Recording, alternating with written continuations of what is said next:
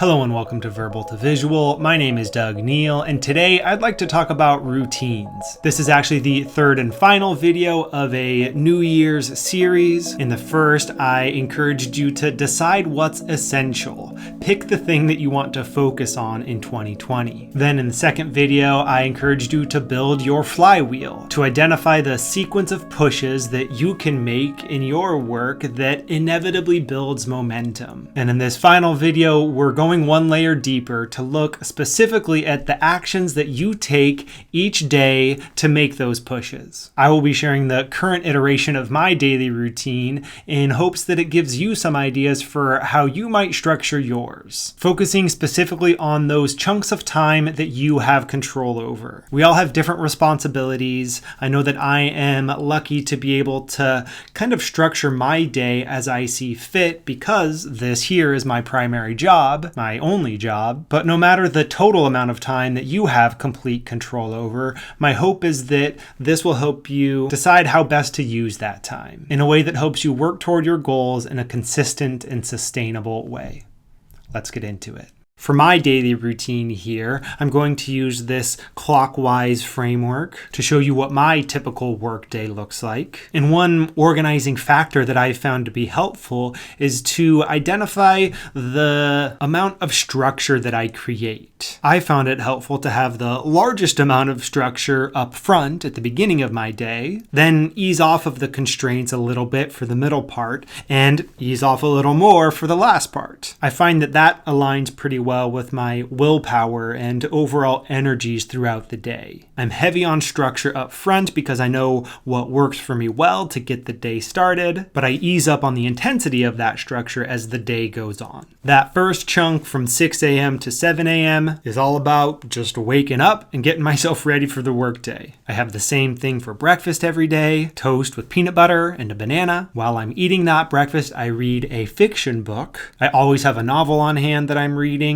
and I enjoy that as a kind of light way to kickstart my brain. After breakfast, I start drinking my first cup of coffee, read a little bit more of that novel, and then do some quick journaling. The current form that journaling takes is responding to these 3 prompts that came from an episode of The Accidental Creative. I list out the things that I feel like I need to let go of, anxieties or expectations or regrets. I identify the things that I am grateful for, the things that happened within the past 24 hours that I'm thankful for, and then I identify the things that I will focus on that day. I find that responding to those 3 prompts in that order in a handwritten journal is a great way to transition from the general waking up process of the morning into full-on work mode. Because that's what starts right around 7 a.m. That's when I begin my morning work session. I found it helpful to break up my workday into 2 distinct work sessions, one in the morning and one in the afternoon. This morning work session is a very focused 3-hour chunk. I do that work within my home office where I have all of the supplies and materials that I need, no matter what project I'm working on that day. I often will make use of a couple of hourglasses that I picked up a few months ago. One lasts for 30 minutes, the other for 5. I enjoy using that combo to make sure that I stand up from my desk at least every 30 minutes because I know how damaging it can be to my body to stay seated for long stretches of time. I also find that getting up and walking around a little bit is good for my brain as well. And when it comes to the work that I do during that first session, I focus on pushing the flywheel that I talked about in the last video. Building on the idea of the flywheel effect that Jim Collins talks about, I've established the pushes that I need to make with my work that will build momentum in my career. And the work that I do here is teach this skill that you see me demonstrating, a skill called sketchnoting. Check out that previous video to see the details of my flywheel and earlier videos to explore more about sketchnoting. What I enjoy most about this morning work session is that I'm using this period of time when I'm the most energized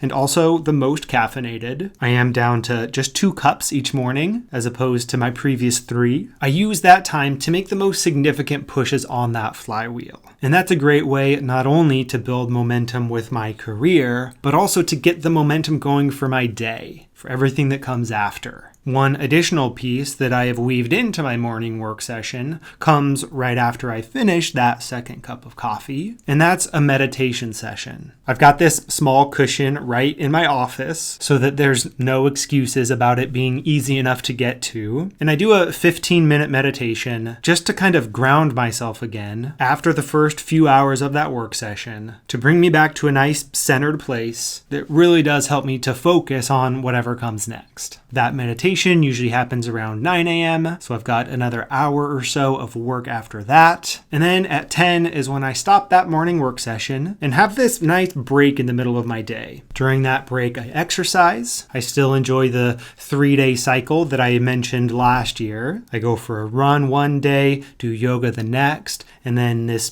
basement workout of push-ups, sit-ups, and pull-ups the day after that. Then I eat lunch while watching YouTube, and then take our dog Murphy out for a walk. What I like about that break is not only I give myself the opportunity to get some healthy habits in, but all 3 of those activities, the exercise, my lunch, and the walk with Murphy, give me a little bit of an opportunity to process the work that I did in that morning work session. And more often than not, new ideas crop up in response to that work. Ways to follow up on things that I started, adjustments to make, new ideas on how to improve what I did, or simply identifying the best next step to keep that work moving forward. Those types of insights and ideas, combined with the break that I've had, make it really nice to then transition into the afternoon work session. And here I've identified that the most important thing for me as a solopreneur working from home is to get out of the house. I feel lucky to live in Portland, Oregon, a city that has lots of nature, very accessible,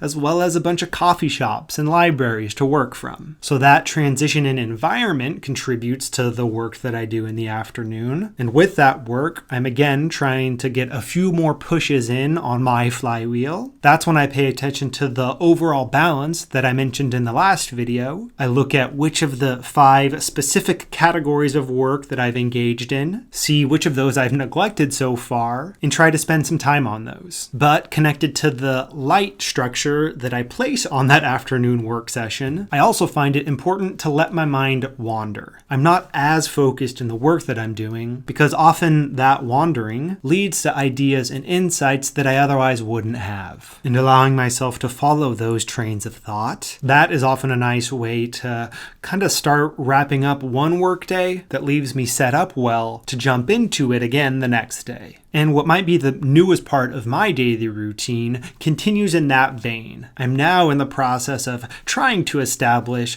the regular habit in that chunk of time between 4 p.m. and 5 p.m. of journaling. And I approach this journaling in a much different way than the morning journaling that I do. In the morning, it's quicker and shorter, responding to those prompts I mentioned, getting some clutter out of my brain that allows me to then focus. This afternoon journaling is all about thinking back on the past day, exploring some of the ideas that came up, reflecting on what went well and what didn't, giving myself the opportunity to do some intentional meaning making, to write down what I've been working on and what I've been thinking about in a way that provides this really helpful closure to the end of my workday, so that when 5 p.m. rolls around and I transition from solo work time to family time, I'm ready to give that my full attention, rather than having my mind continually turning back to the work that I did or didn't do that day. As a whole, then, this is the routine that I have come to enjoy that allows me to make the pushes on my flywheel that add momentum to my life and career in a way that's sustainable, where I'm not working from a deficit at the beginning of each new day, but instead can start that next day replenished and ready to go again.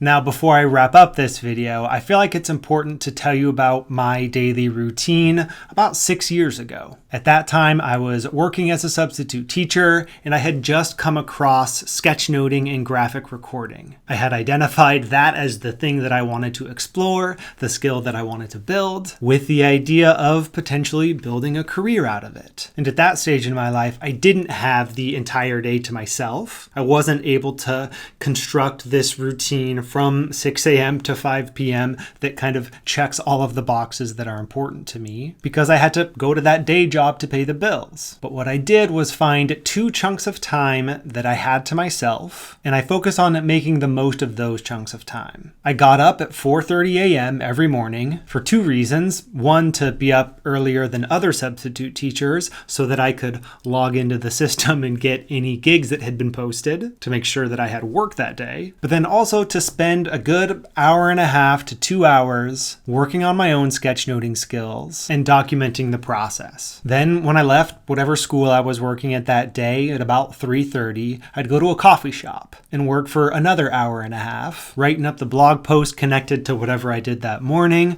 publishing that on the new blog that I had just started, the graphic recorder, and started to connect with others on Twitter mostly in those days who were also interested in this skill. Setting aside those 2 chunks of time and being very intentional about how I spent that time, that's what started me down this path of being able to create my own career out of this thing that I'm interested in. And it's only been slowly over time that I've kind of been able to carve out more and more of my days to dedicate fully to this career. I share that partially in response to a snarky YouTube comment on a video that I made 3 years ago now, in which I shared what my daily routine looked like back then, but also to encourage you to focus not on the opportunities that you don't have available to you right now, but to focus on what you do have, the time and the resources that you can dedicate each day to making those pushes on your flywheel that will help you work toward your long-term goals, slowly but surely. So I hope that it was helpful to see my routine,